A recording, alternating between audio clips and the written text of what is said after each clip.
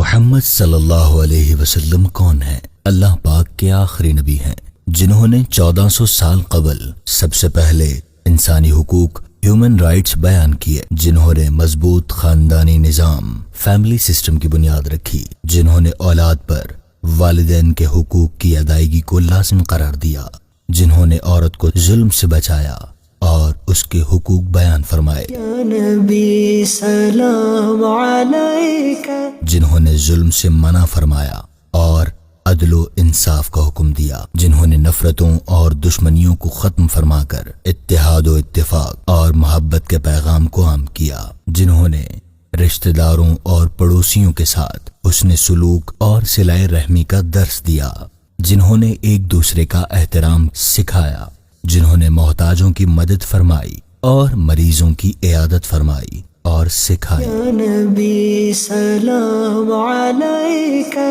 یا رسول سلام علیکہ، جنہوں نے یتیموں کی کفالت کی، جنہوں نے انسانوں کی بری خصلتوں کو اچھی عادات میں تبدیل فرمایا، جنہوں نے اقلیتوں مائنورٹیز کے حقوق بھی بیان کیے، جنہوں نے معاشرے سے چوری، ڈاکہ، دھوکہ دہی، قتل اور بدکاری جیسے بڑے جرائم کا خاتمہ فرما کر ایک آئیڈیل معاشرے کی مثال قائم کی۔